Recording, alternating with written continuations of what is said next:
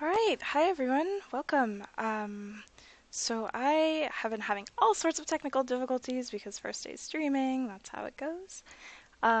So I'm gonna jump right into the game because my chroma key is like all over the place. So we're just gonna kind of jump in. Unfortunately, this is gonna have to be sort of a short stream because I got engaged over the weekend. Yay! And I actually have some obligations this evening around that. So I'm going to be kind of ghostly and transparent today. But hopefully by Wednesday I can kind of get some of this stuff hammered out and the stream will be better. So thanks so much for your patience and for putting up with my less than perfect first stream because that's kind of how it always goes. But in the meantime, I wanted to just kind of dive right into episode 2 of Kentucky Route Zero. So if the ghostliness is like really, really distracting, let me know and I can try to change it. But it was sort of such a headache because the lighting in this room is super weird. So I promised to have it fixed by Wednesday. Anyway, so I'm just gonna like dive in. Thank you for joining people that are here and definitely okay, awesome. And please be super chatty because I am a little bit nervous, and chatting with you guys makes this so much better than just like talking into the void. So, okay, we have a letter. Attention, Lula Chamberlain, your application. Thank you for your application to the Gaston Trust for Imagined Architecture's annual fellowship. We received a record number of applications this year, over 100 in total, and regrettably, we can only award one fellowship position per year. As you know, our review process includes a multi-phase blind committee analysis of portfolio submissions, as well as a careful review by a panel of subject matter experts on each applicant's notability and relevance in the field. So already this is like a very different feel from episode 1. So in episode 1, it sort of dove right into kind of this story and, this kind of mystery. This feels almost like we've started a totally different story. It's kind of a huge jump in non sequitur that I think is going to pay off shortly. But from here on, in the stream I did on Scholars Play on Friday, I had played the game up to that point, and we are now starting kind of the point from which I haven't played the game. So should be interesting. Okay, we must be extremely selective in our process so as to maintain the level of our standards we have established over our 35 years in operation. Our panel did not select your application.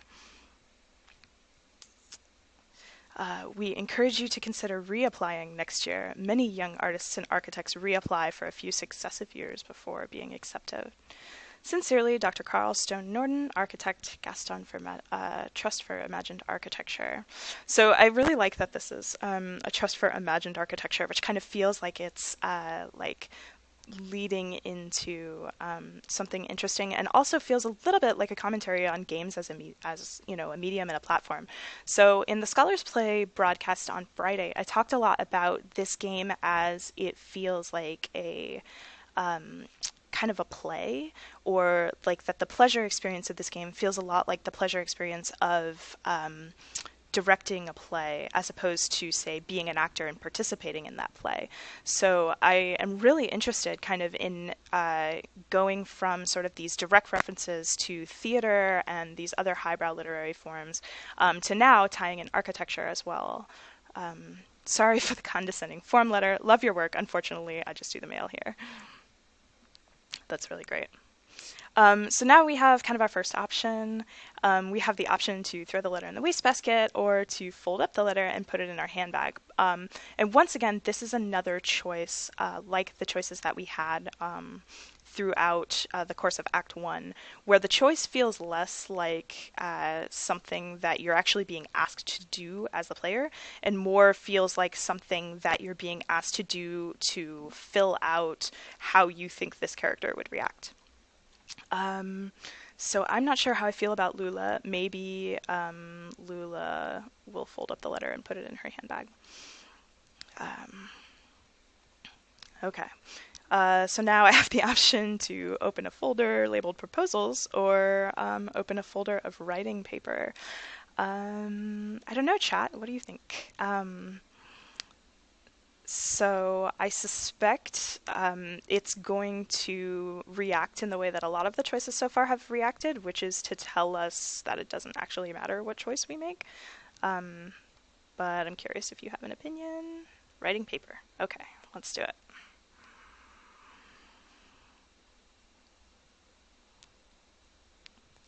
Okay.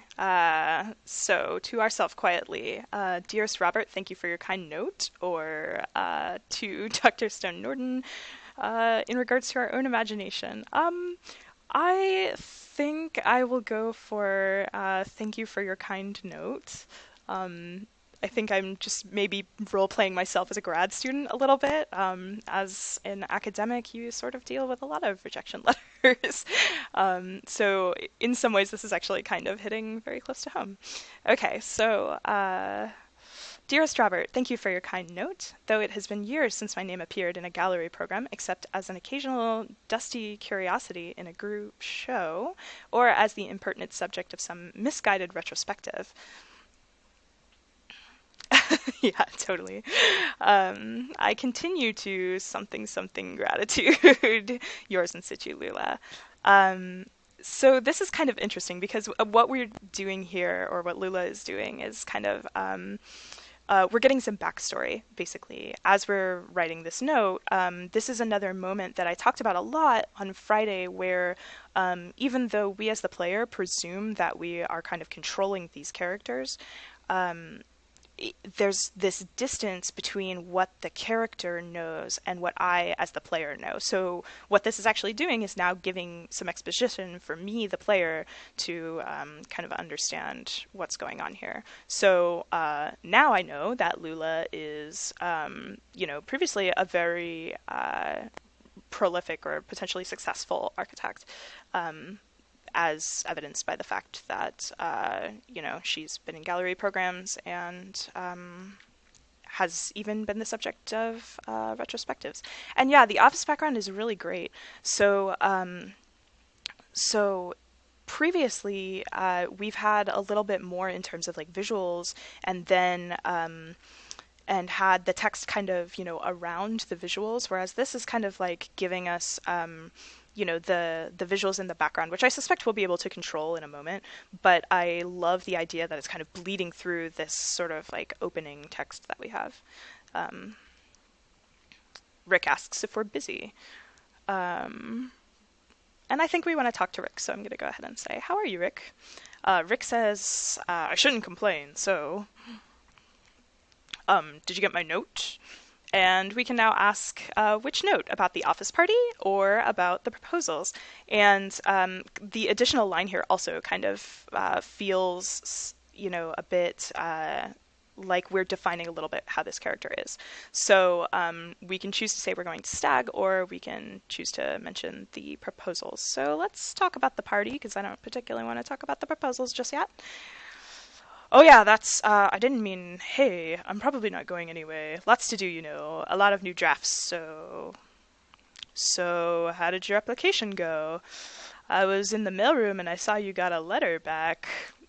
Man, this feels so much like grad school right now, it's ridiculous. Sorry, I don't mean to pry, I just saw.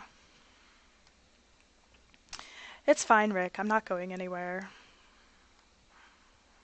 How's your goldfish? Which is kind of this really great finality non sequitur there. Um, yeah, that's great. So yeah,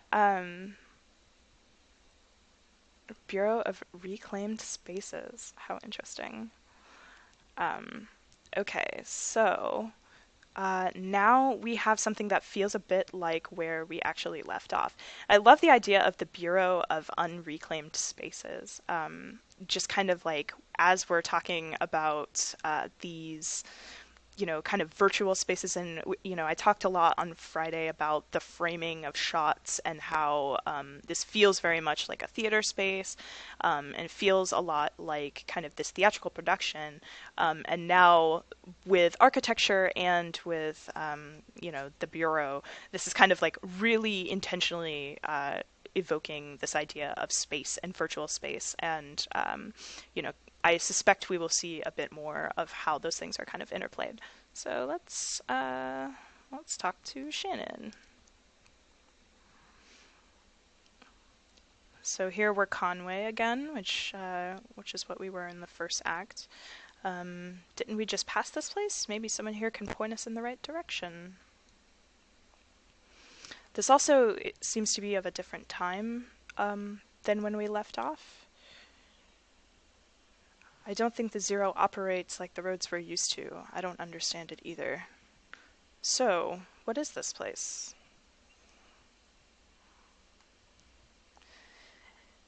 So, as Conway, we now have the option to say any of these things. Let's ask Shannon what she thinks. When I got my electrician's license, I had to go to this government building in Frankfurt, kind of low to the ground, a bit older. Guess it didn't really look like this place. I guess, but they all have the same feel. Bureaucracy in the air, too much concrete. This is weird, but do you think we're inside or outside right now? So I love this question. I'm gonna let you decide if we're inside or outside. But I love this question because this feels like a moment kind of breaking the fourth wall almost, where the characters are asking, "Do you think we're inside or outside?" And we as the player like actually have to stop and think about it because it's in a game and technically they're neither. But I really love this idea of kind of like calling attention directly to the space and how it's being used. So yeah, let's go with both. Thanks, Flute Scoop. Ha! Okay, very poetic. Which is kind of a non-answer. Maybe someone around here has a better sense of direction.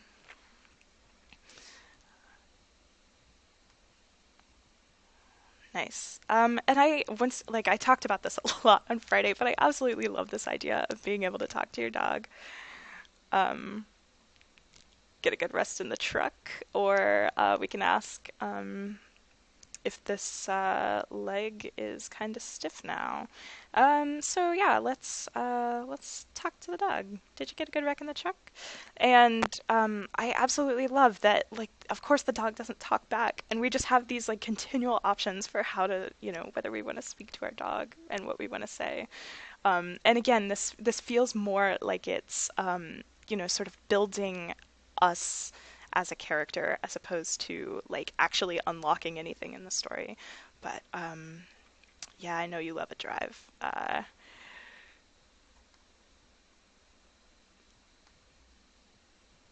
Yeah, it's great. Okay, let's check out this barrier. End of the line. And we can say it seems that way. Maybe it's under construction. Seems that way. Not for us, I hope. Oh my.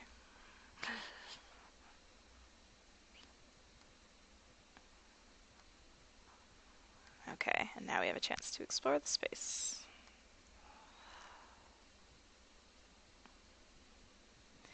So, yeah, and Jagpag says, wanting the dog to have some personality outside of the player's dialogue. I actually love that it doesn't.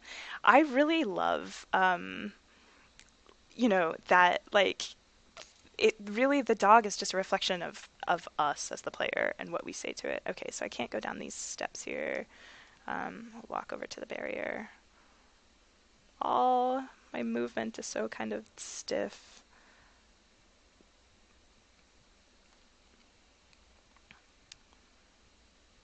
And it looks like the frame rate's a little bit low on the stream, but I love that there's actually like this panning that's not really coming through. But the pan in this felt a lot like a film pan in a way that video games where you have direct control over the camera don't necessarily feel like that. So I love that, there's this kind of moment where it almost feels like the way the camera moves is sort of directly putting the game in dialogue with film in that tradition. And let's talk to this receptionist. Yeah, I do get the sense that the dog is old too. I don't know. I sort of love that there's like no reaction. Like it really, because honestly, like when you are talking to an animal, it really is about kind of you talking to it, unloading on it, whatever. And I mean, like, yes, animals do react, of course, and you can have like a very real relationship with your animal. But I love, like, from a storytelling perspective, it feels like it gets at the feeling of sort of talking to an animal to make yourself feel better, and you kind of know that it's futile and silly, and you feel a little silly doing it, but you still do it anyway because it's comforting. Okay.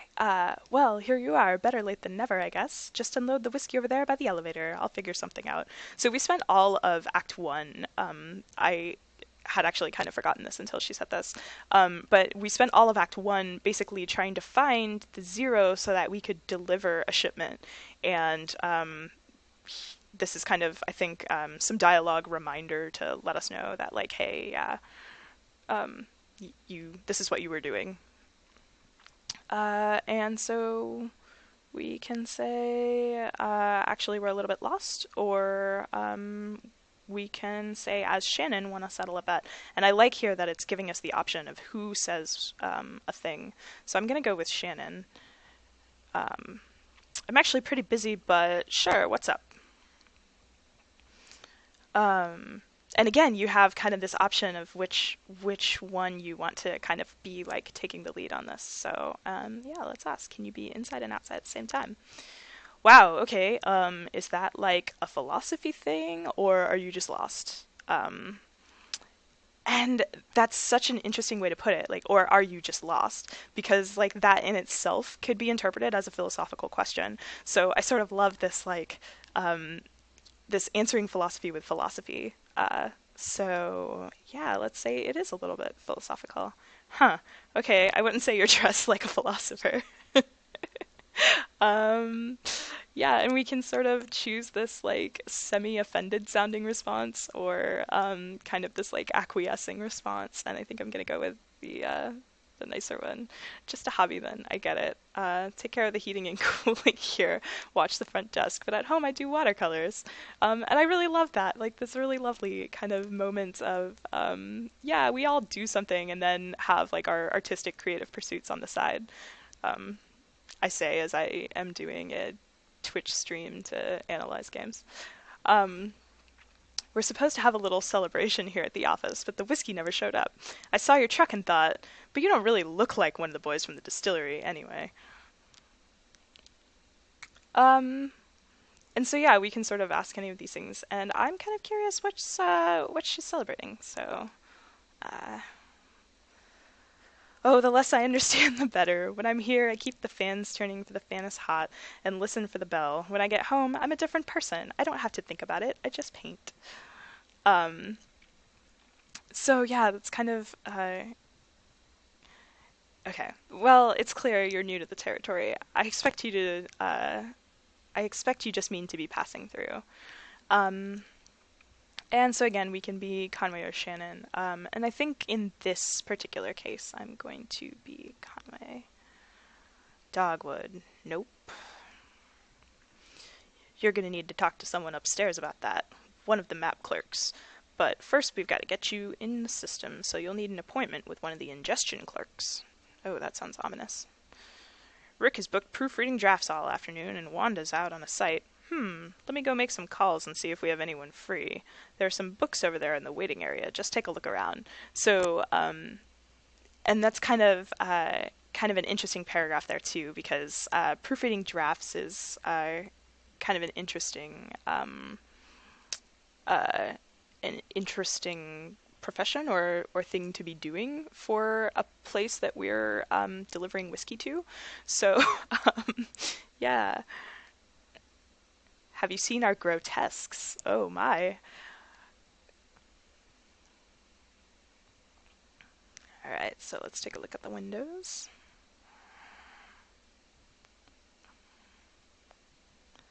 The television is playing a cartoon about the bird. The bird collects pieces for its nest, a scarf, a plastic shopping bag, a bit of a girl's hair. The nest is warm but precariously fragile. Okay.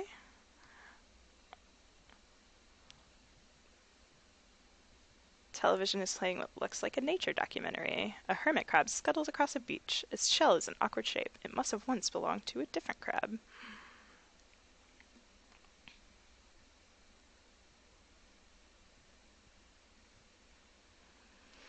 So it's really interesting about the art style because when I saw these things originally, they didn't register to me as TVs. I thought that they were windows with just like flickering light that were different sizes as kind of a stylized, kind of a stylized aesthetic. And now I am actually seeing that they're TVs, and that's really cool. Um, Television is playing an instructional video on elevator design. It is crucial to maintain proper lighting in an elevator. In the absence of sight, passenger sense of motion is greatly enhanced. The passenger should never feel as though they are physically ascending or descending. The elevator should create the illusion that the building is flat. This is the mark of a successful elevator design. Yeah, exactly. Floopgoop. It's like this like ambiguity is something that again this space is like really directly calling attention to, and I love this moment where they're talking about elevator design, and that you have to maintain crucial lighting in order to keep the sense of motion down. So I really like this sort of calling attention to the body in a space, because what it's doing is it's also calling attention to our lack of presence in this virtual space. The television is playing a closed-circuit security feed of a housing project. The feed switches mechanically between locations: a hallway, a disused plot of grass, a stairwell, a mailbox.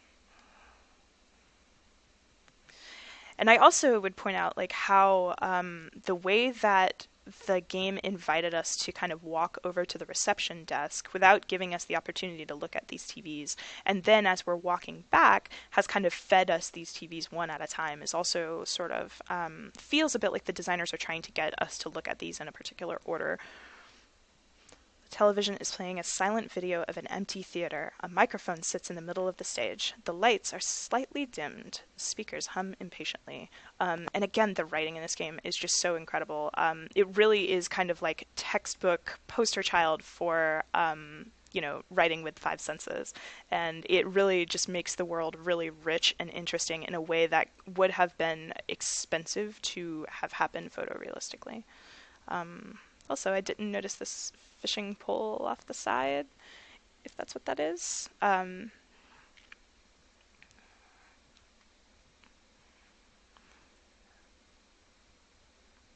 Okay. Thanks. Have fun with Ensemble. Thank you for coming. Um, okay. So now I'm sort of not sure where it wants me to go. So I'm going to kind of click around. Fishing poles are total outside things. That's a really good point. And kind of the ambient noise suggests maybe being outside. Slight though it is, it sounds a bit like water or wind, but there's a little bit of ambiguity as to which of those things it is. And then also kind of this ambient clicking noise from these lights. Can I go down these stairs? No. But I can go back and talk to the receptionist. Oh, it actually so watching Conway kind of like lumber around the screen is actually really disheartening to me. I really just want him to be back to moving quickly. I'm gonna try to talk to the receptionist again, and then I'll try to go left over here.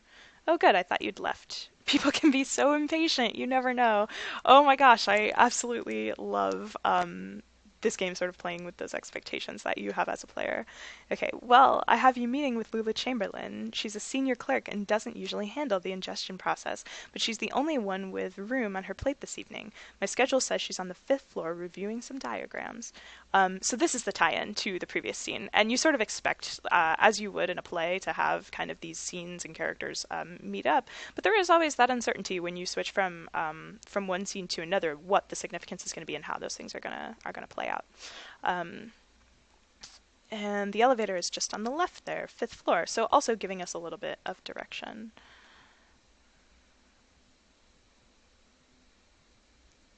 Yeah, he is like his old dog. That's a really great observation.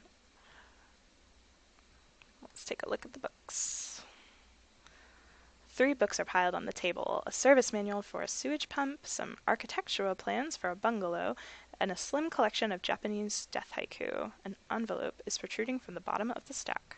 You can pick up the envelope or leave the books, which sounds like a really strange kind of choice. Okay, we'll pick up the envelope. The envelope reads Bureau of Secret Tourism, and it contains a small handwritten brochure with ritualistic directions to bizarre location. Oh, okay.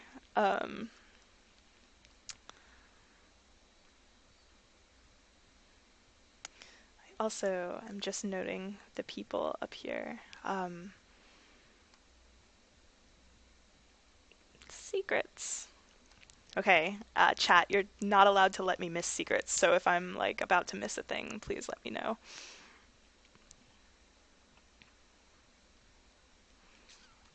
Shannon, she's on the 5th floor, right? Conway scans a column of elevator buttons. 5th floor, diagrams and drafts. 4th floor, archives and records. 3rd floor, bears. 2nd floor, conference room. 1st floor, clerk's offices, or the lobby. Oh, this is wonderful.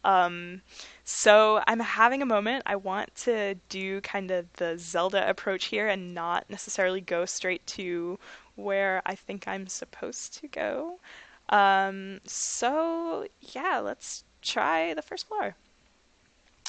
Secret tourism, I know. So it feels very much like a reference to playing games, maybe. Maybe I'm just like really reading that into it. Oh, lovely. And I can see kind of the floor just above me. Okay. Hello, are you lost? So yeah, again, like with the lost. So yeah, I think we're lost. Okay, well, let's get you pointed in the right direction then. It's a pretty straightforward process. First, you'll need a case number assigned. Talk to Clerk Metzstein about that. She's just over there at the other end of the room. Happy to help.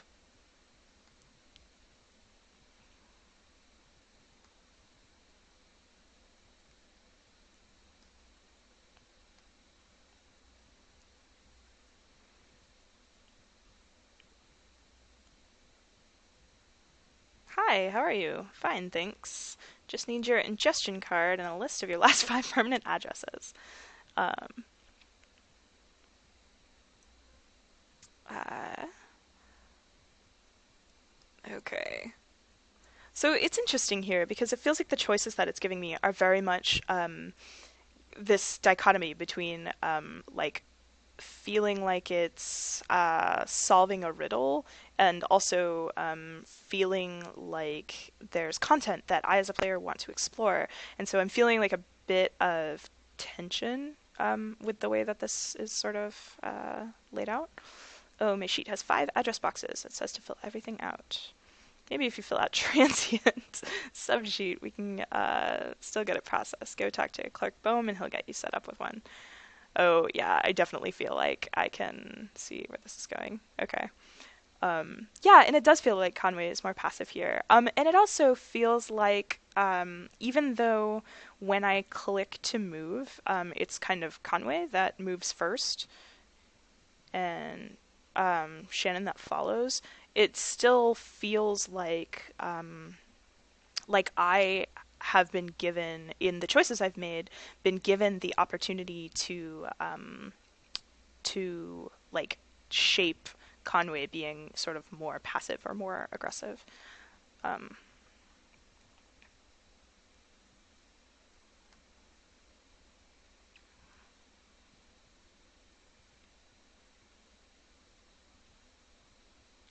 Also, thank you for joining Atsina. I haven't seen you on Fridays in a while, so thank you for coming. Uh, okay, her office is down on the 1st floor. I also really love the distorted elevator music that's happening. Are you on the other side getting any of the game audio? Just curious. If you're not, it's not a crisis. The audio is kind of background ancillary. Usually here, just under a different name. I see. Uh, okay. So we can go to the conference room. We can go to bears. I mean, I'm really curious about bears. Part of me wants to do this methodically, but also part of me just wants to jump to bears. No audio. Okay. So not a crisis. There was kind of like an audio situation as I was setting up. So I couldn't get my actually good mic going, and I think that led to kind of when I switched to the headset, led to some stuff. So for Wednesday, I promise all of that will be set up. But yes, let's go to bears.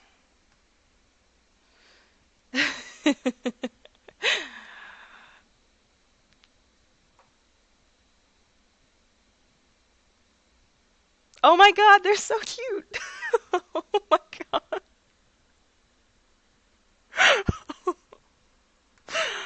That is not at all what I expected. I guess I should have, but they're so cute.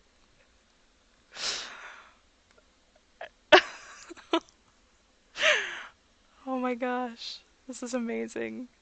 Can I click on any? They're just chilling.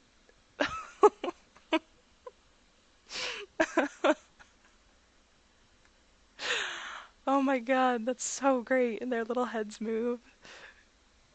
Oh, that's so fantastic.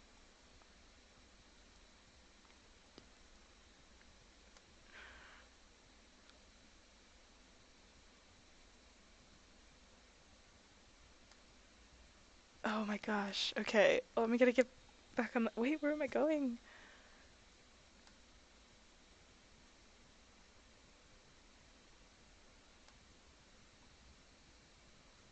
They're all just like watching me, and that's so great.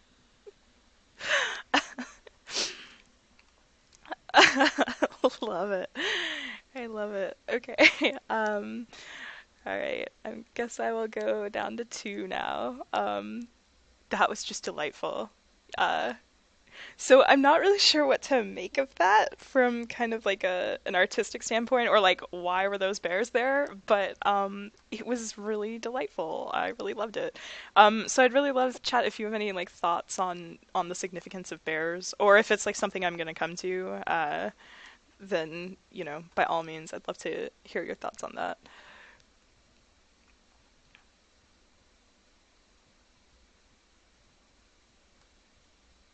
All right.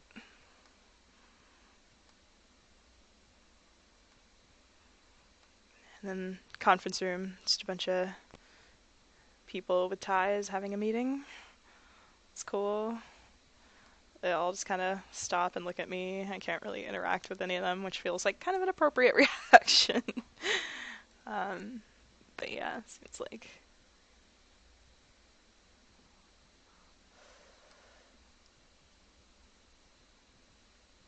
the the bears moment. Yeah, so one thing I will say is that I guess it does sort of play into the feeling that I've sort of gotten at multiple moments of the game of this kind of like surrealist feeling almost. Um, so I think it does sort of bring you as the player to question like what kind of world this is where bears are just kind of chilling on the third floor. Um, all right, let's head up to four and go to archives and records.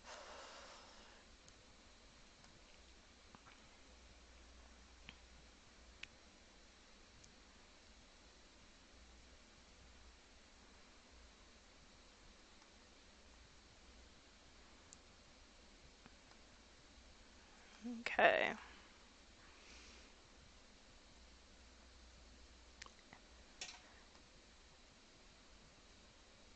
Yeah, and I think it's really effective at that sort of like making you feel a little, yeah, uneasy or off is maybe a good way to put it.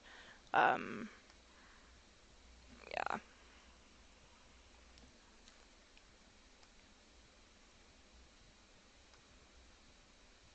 Okay.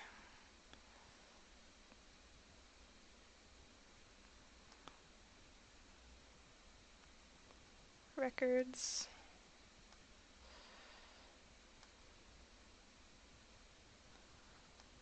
Okay, we'll go up to five. Bears are outdoor creatures. It's a good point. It's a good point. And with the feeling of her office is on the first floor. Yes, yes. And we're going to five. Um,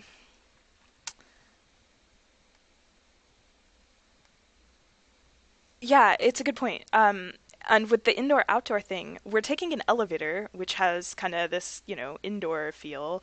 But we also can see into these rooms in a way that is supposed to be through a window, I would assume. But then, since we're being asked about the indoor outdoor dichotomy, it's also possible that this is some sort of like brutalist structure where there's just like no window there. Which gives like this outdoor feel, but then it's that ambiguity again, and having kind of like the cross between the two. So there's a record player here.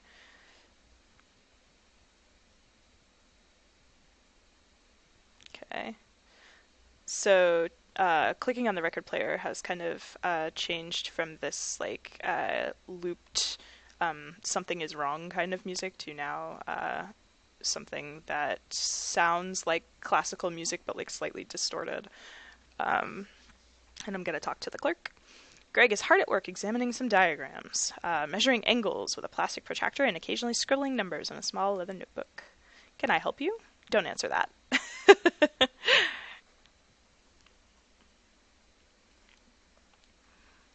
um, we are looking for an ingestion clerk. I'm an interior spatial analyst. I can't help you with that. I think the ingestion clerks have all gone home for the night. Lula might be able to help you. She's pretty senior. You just missed her, actually. She was up here about an hour ago. She's probably back at her real desk now on the first floor. She barely made a dent in these diagrams. Must have been distracted. Speaking of which... And what's really interesting is I think this is one of the first games for me that felt like it's trying to establish like an omniscient narrator. Maybe that's not true. So I guess like the Final Fantasy games do that also, where you kind of have like these ensemble casts and oh, I totally didn't even get in the elevator, where you have these ensemble casts and you're sort of directing lots of people, but there does always feel in Final Fantasy games to me like there is a main character, and while it does seem like Conway is sort of that, it also we have other scenes where Conway is not a playable or controllable character, and the point of view seems to shift more often. Shannon, okay, her office is down on the first floor.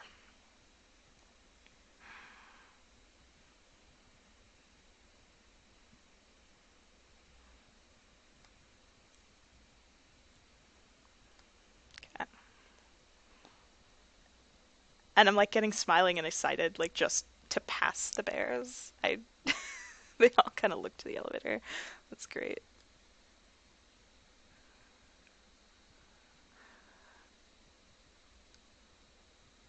All right.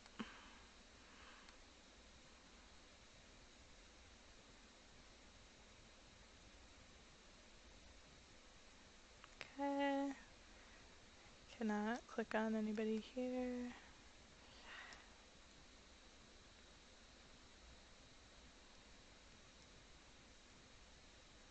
Okay, here's Clerk Bone.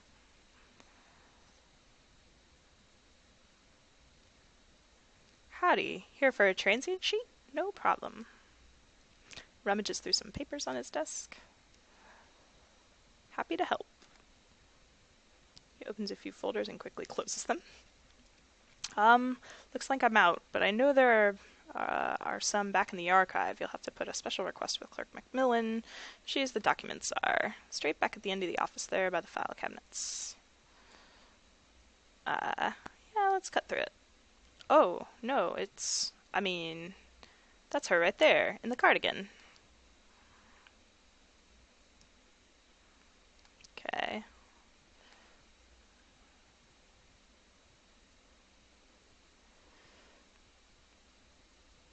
So that's kind of interesting. Like part of me actually wishes that I hadn't gone straight for Lula, that I had done a little bit more of the bureaucratic runaround. But that's only me as like a narrative completionist talking. So yeah, kind of I don't know, kind of an interesting choice there. Having fun in the paperclip labyrinth? Well, you made it eventually.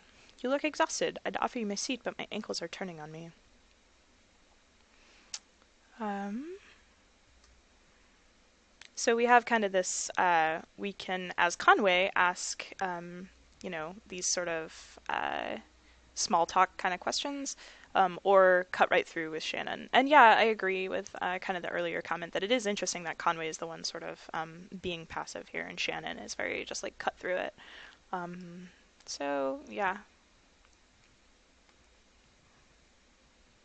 How stoic, or is it romantic? Are you a suffering artist? Um, Good for you. It's a tedious pursuit, rewarded by an arsenal of useless skills and a touch of arthritis, um, which is kind of a funny thing for an artist to write as a line of dialogue. Dr. Truman says my joints are eroding one another. They've been collaborating for decades. It's only natural they want to kill each other now. Well, enough about my hateful wrists and ankles. This concrete bunker of an office is just a waypoint for you, I'm sure. Where is it that you're trying to go? And I actually really like that line because it's kind of drawing attention to our motives as the player are to kind of push through this section of content as an obstacle where, if Lula were a real character, this would be, her life. And it's kind of interesting that we are viewing her, at the moment as this incidental character. Um, So let's ask. We are looking for 5 Dogwood Drive. That's funny. Do you know I used to live on a Dogwood Drive? That was years ago. A grimy old house. Basement full of insects. Attic full of birds. I had a few roommates. We all worked at the university. I had a dog. I drank whiskey and beer. I made sculptures. But that Dogwood was a surface road. With a name like that, it would have to be. What are you doing on the Zero? So now we have an option. I'm gonna go with Conway's answer here. Gas station attendant? I see. Friendly blind man about my age, hangs out with an old cat, likes to pretend he's a poet. Um, and then we can actually kind of say his name, and then, or we can sort of defend him. Uh, I don't know. I feel like all of these are sort of defensive in Joseph's favor. So I'm gonna go with this first option. Joseph and I used to work together, and we lived together. We were friends. But that was a long time ago. We haven't spoken in years. Do you know why he's pointed you this way? Yeah, I feel attached to Lula a little bit too, based on the opening scene. So what the opening scene did was it gave her a vulnerability, so that now we as a player have seen her sort of, in a vulnerable moment and feel sympathetic toward her. Now we want more of her and we want her to succeed. Um, it's because he's still in love with me, of course, and now he's implicated you quite inconsiderably, and in your condition, it's appalling. So I'm very sorry wasting your time, but I'm afraid you've been misled. Excuse me.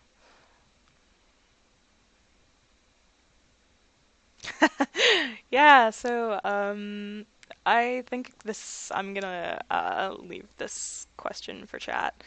Also, thank you so much for being so chatty. It's really, really helpful, so I don't feel like I'm just kind of sitting here analyzing to myself. Um, yeah, so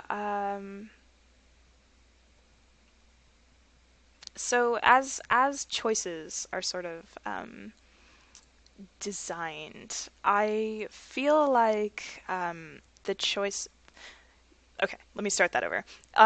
The previous act has sort of set up the expectation for me as the player that my choices don't actually have very much impact, and that basically the narrative is going to play out how it's going to play out no matter what I sort of want as the player. Um, but they do a really great job of framing themselves in a way that make me sort of wonder, oh, is this going to open up a different line of content, or is this going to, kind of cut right to things? So, yeah, I agree. I think I'm going to go with Conway's answer. No, it's not possible. The Dogwood Drive I lived on is called Pale Dogwood Drive. They've renamed all the streets, you see. Too many streets with the same names. It was never a problem before, but now we have those databases and it's all too confusing for the computer. The computer has no sense of ambiguity, so it proclaims an error. Name collisions, they call them. So my Dogwood Drive is Pale Dogwood Drive, and another might be Large Leaf Dogwood Drive, or Himalayan Flowering Dogwood Drive, and so on. But one of them is still just Dogwood Drive, or so we might hope.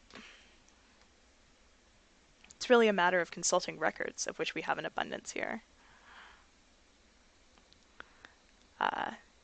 So we can ask, do we have a record of those streets, or where's the computer? Man, I'm going to ask where's the computer because I hope that there is one. Computer, oh, that's all handled off-site. We write up formal requests for analysis, provide the necessary data, and then send the whole thing out by carrier. So first you'll need the data. I expect you'll find the road name changelog up in Archives and Records, 4th floor. It'll be filed under 0, or under O for odonyms, or G for generic, or maybe S for specific, depending on which part of the street name was changed. Oh, awesome. Man, this feels like it's about to get really tedious, but I actually kind of love the calling attention to how things were before computers existed. I think there really is kind of this taking for granted of how easy it is to research things and fact check and look things up. And man, it did not always used to be that way. All right, so let's head to Archives and Records.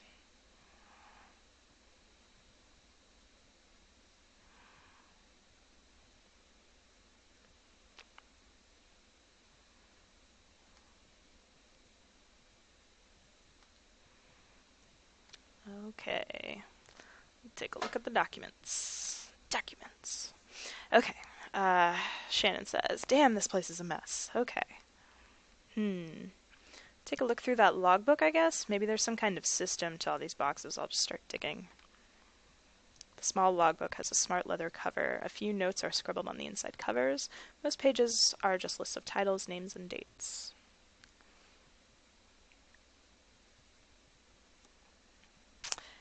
Yeah, it really is like a crazy long fetch quest. And in some ways that feels it it is certainly evoking like a very particular feeling, one of kind of like lethargy and kind of like eye rolling and like, oh God, do I really have to keep going through this and finish it? So it's interesting. It feels a bit like evoking tedium or boredom, which games don't really seem to do for emotional effect very often or very well. So the same feeling that I'm sort of getting from this fetch quest is very much the same feeling that I might get. Like there's a passage in Portrait of the Artist as a Young Man where James Joyce makes the prose particularly long and drawn out and boring to kind of capture the effect in the reader of being bored in the middle of a really long Catholic Mass. And that's a little bit analogous to kind of what feels like it's going on here. Like there's this tedium and boredom going on with this bureaucracy that I just want to like get through. But it feels like that's super intentional and is probably calling into question how players play through fetch quest in general, right? Please do not transfer any more records from the storage unit until we get the new filing cabinets in. We're up to F, and that will have to do for now. Instruct clerks to focus on activities beginning with letters A, B, C, D, E, or F, or activities most likely to involve research on subjects beginning with those letters. For example, cars, it is okay because it involves automotive, driving, brakes, etc., but air quality is not okay because it relates to health, safety, pollution, etc. So that's really great because this really long sort of like run-on sentence and this kind of like arbitrary division of things just feels really, ridiculous and inane. Uh, and I don't really have a great approach other than to just sort of systematically go through this and see what I get. Several documents relating to sporting competition venues. Um, okay. Uh, Coal mining, cool. Let's check inside the back cover.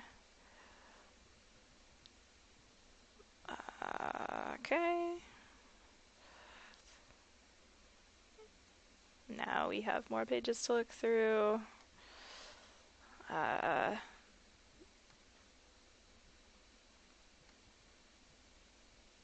Alright, let's put the logbook away. Nothing? Me neither. Half these boxes aren't even labeled, and the rest are all from the first few letters of the alphabet. I couldn't find anything with O, G, or an S. Maybe the clerk knows somewhere else we can look. Okay, so back down to the clerk.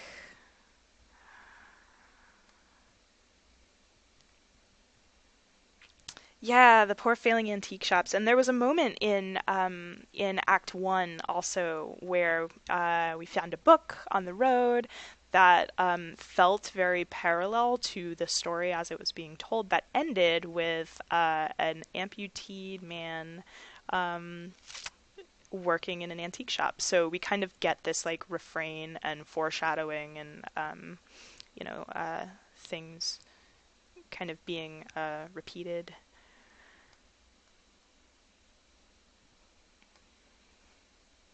Just gonna go ahead and say also this feels very much like the Water Temple in Ocarina of Time, which is largely considered to be one of the most frustrating dungeons ever because of the back and forth backtracking.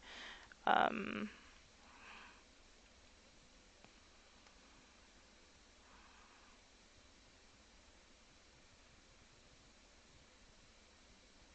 oh, that's really cool. That's actually a connection that I would not have made. Can we not talk to her? What's going on? Hey, there we go.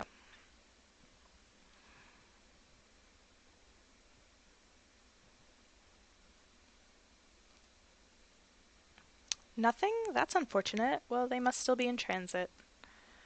You see, we've only moved into this new venue somewhat recently, and it's all a bit in progress. This was a cathedral not so long ago. Can you believe it? And then the Bureau reclaimed it. The old congregation has been directed to one of their storage facilities for their activity. That's where you'll find the street name records, I expect. At the church. Marianne at reception can give you directions. Just come back here when you have the files, and we'll begin the necessary paperwork to have the information analyzed. Oh, and while you're out on that road, you might want to stop and see Dr. Truman about your leg. He's a specialist regarding ailments of the joints and limbs. And I know he works at night. His home office is in a small neighborhood at the east edge of Bowling Green. Here's his card. Do stop and see him. That leg is a miserable sight. Take care of each other. Okay. Uh, so even though it does feel like this whole thing was futile and that's a little bit frustrating, I'm really glad to be getting out of this area. Um,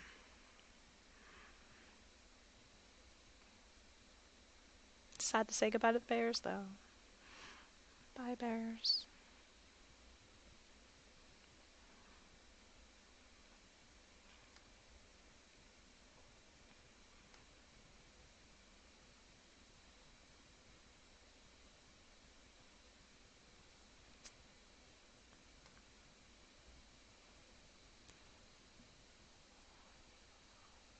Okay.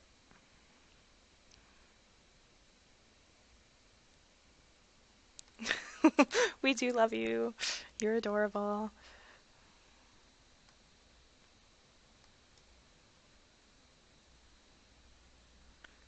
Okay.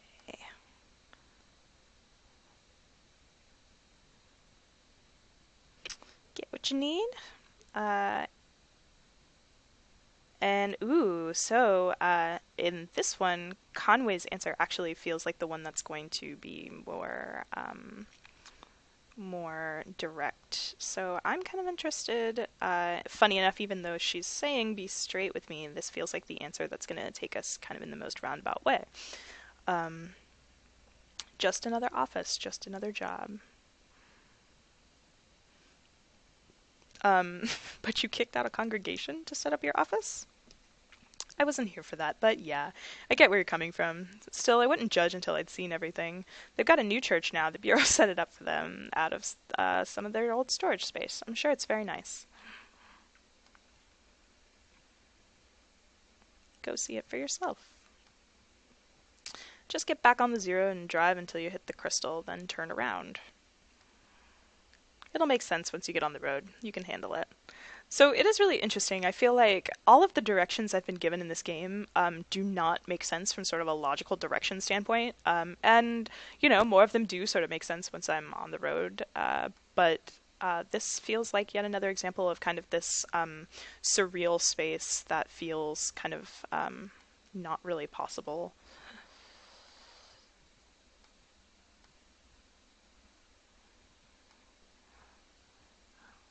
And I'm going to get in the truck.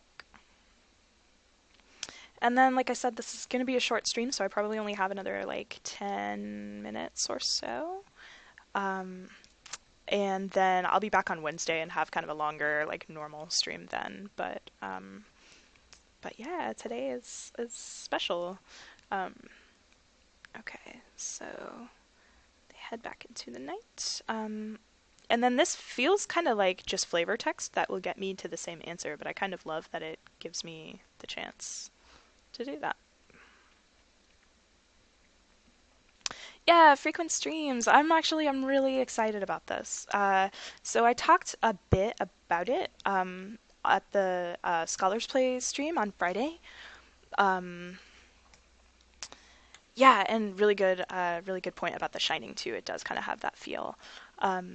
So I talked about this on Friday, but basically the whole kind of impetus behind the Cerebral Arcade stream was as a reaction kind of to the fact that, I have the blog Cerebral Arcade where, in theory I do various game reviews and kind of talk about them, in relation to the research I'm doing. But in practice, that's really hard to make time for.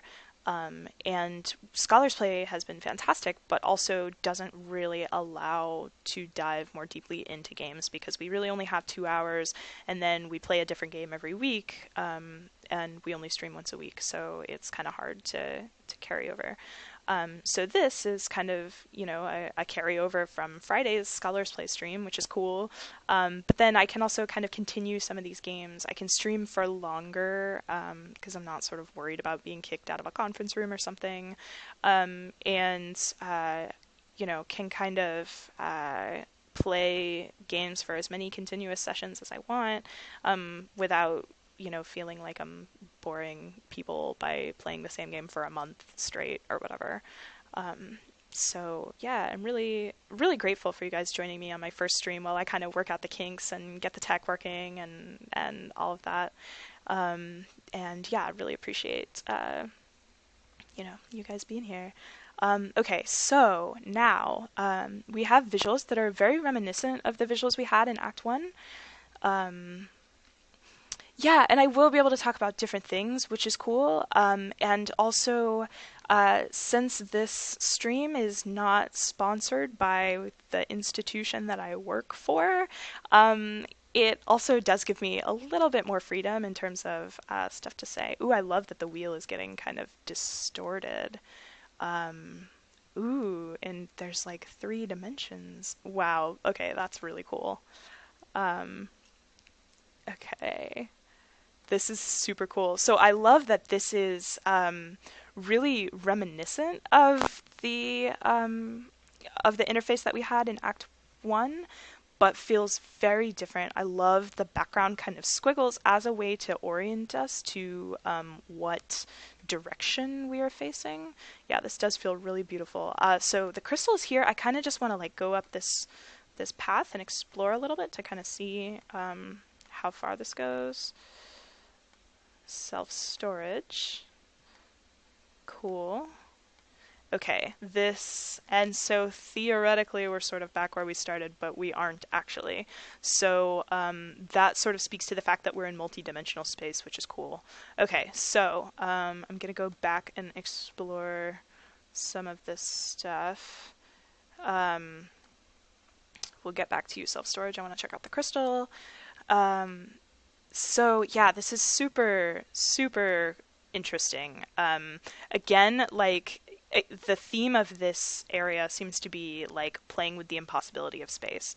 So I have no idea what that 65 I just clicked on signified. And now 8192. Yeah, again, I don't actually know what that means. I suspect it might have something to do with manipulating the space. But I'm just gonna go. Okay, so now we don't have the self-storage anymore. We do have the feather. 31. Okay, I feel like I should be writing these numbers down. And we have 65 again. Oh man. This is a puzzle, isn't it?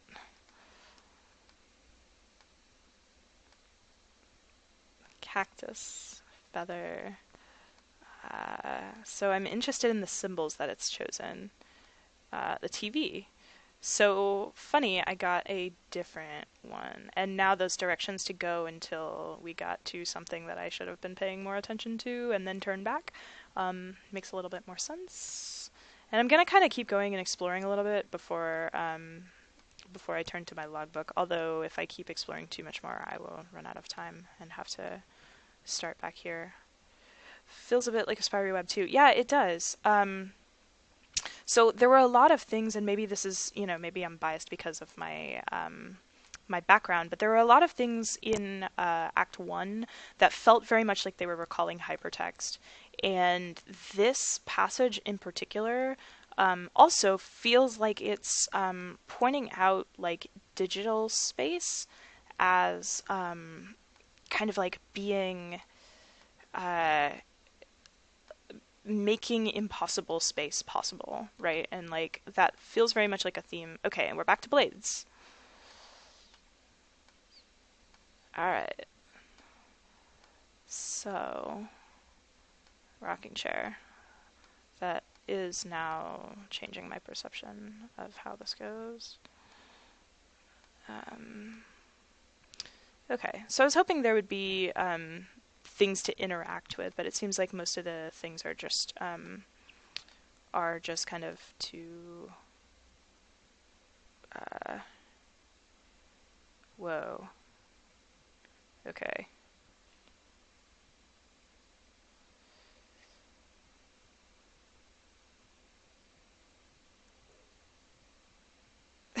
Yeah, impossible space. Okay, so let's see. So we have sort of different things we could do here. Drive counterclockwise toward the TV. When you reach the TV, drive clockwise to the antenna. Turn around again and head just past the barn. Okay. Yeah, these, Alright, so I do feel like this is going to be, like, kind of a thing on its own. Oh, there's the gallery. So I'm gonna check out this gallery really quick, and I think that might be the last thing I do before I have to kind of skedaddle. But it's good.